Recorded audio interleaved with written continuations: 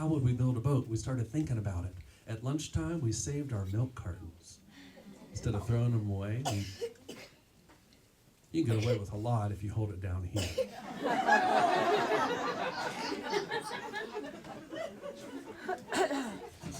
We got back into those chairs, and then when you sit like this, it just went right down there where the books and the pencil box was. At the end of the day, when the bell rang, instead of running out, we got a fresh number 2 and put it in the old pencil sharpener that was bolted to the wall. It looked like a silver Zeppelin, hot air balloon kind of thing. Sawdust came out, a fresh point to jam into that milk carton. A couple of Kleenex that the PTA room mom had put there. We put them all over the end. Now we had a boat with a mast and sails. We ran those boats the 4 blocks down till we got over to the bridge. We counted 1, 2, and on 3 we let them go. They splashed down, and this little flotilla of 2 boats started to disappear under the bridge. We turned to go to the other side, and this week, a great big Buick was driving at about 4 miles an hour onto the bridge. The man driving it was like this. But he saw us, and so he waved us like this. And we ran away to the other side, and we peered over the edge on that banister and cheered, go, go, go. And this week, the first stick that came, or not stick, the boat that came out first was mine. I was the king of poo sticks. That's it, that's it. Kids are my people. We turned to run home, but that big Buick had stopped. And the passenger side window rolled down, and the driver leaned way over, and he called out to us, "Which one of you kids won this week?" And this story takes place in about 1990, so it was safe to go up to this car. We looked in the open window and said, "How did you know about our game?" And the elderly man looked back and he said, "You mean you don't know you have an audience?"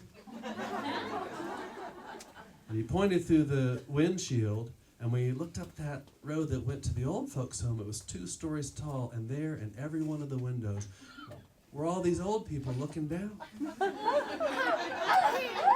Like this.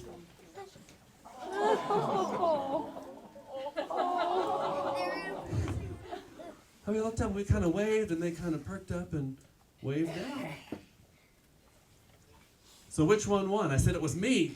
I'm the king of poo sticks." And we took off running like this. And yes, he drove up to his home, I guess. We didn't know we were gone. The next week, when it got to Friday, and we had run down to the creek and run over to the bridge, when we got there, one of the old folks was there to meet us. She was standing there at the edge of the bridge. She had a walker. She had an envelope under her arm like this, and she was kind of bracing herself. And when we got there, she said, "Hello, boys." "Hi." She said, "My name is Esther." I said, "I'm Adam. This is Jeff." She said, "We've been watching you." We know that now. "I brought you something." She took out that envelope and lifted it up like a grand object in the air, and it was like a manila envelope, with the little folding bracket at the top. She lifted the flap and pulled out of it this long sheet of pale blue construction paper. And on the side that we could see, there were pasted pieces of macaroni and finger paint swirls and big googly eyes. She said, "See this? My grandchildren made this for me. And I don't want it."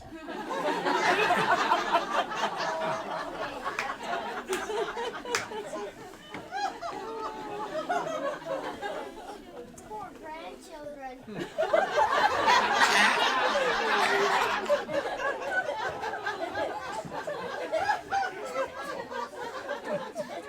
I hear a future storyteller in the audience. She ripped it in half and said, "Throw it in the creek." And we were 5th grade boys, okay? So we said, okay.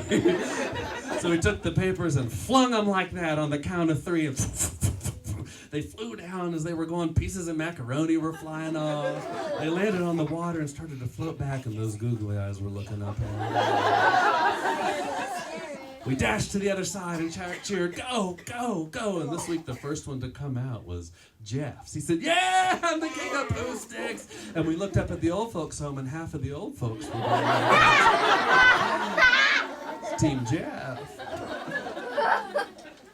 And wild and free for the rest of the weekend. Went back to prison on Monday, prison all week. Finally, it was Friday. Ding, ding, ding, ding. Released our present. We ran down to the bridge. When we got there this week, 2 of the old folks were there. They had with them gifts for you. Each one had I would call it a clamshell container. Opens like this, the kind like what you would get when you ask to take your leftovers away from the restaurant. They each had one like this. They said, "We brought a little gift for you." We said, "What is it?" We got close and they opened them like this, and inside each one of those foam containers there was a glob. What? A brownish gray glob. And stuck in here and there in each of those globs, there were pieces of vegetables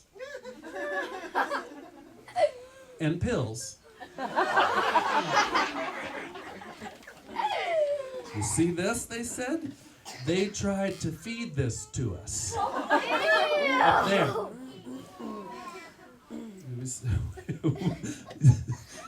I remember looking at Jeff and we said, "We don't know what that is." And they said, "We don't either." "Throw it into the creek." Said, "Okay." They had brought spoons for us, and we put those spoons under the gobs of goo, and they became catapults. 1, 2, 3. We flung that stuff like that, and they splashed like this, and whatever it was, it floated. And it floated back under the bridge. We ran to the other side, and the other 2 old folks came to join us, and we cheered and cheered. And this week, the first glob to come out was mine. I was the king of poo sticks. Yeah!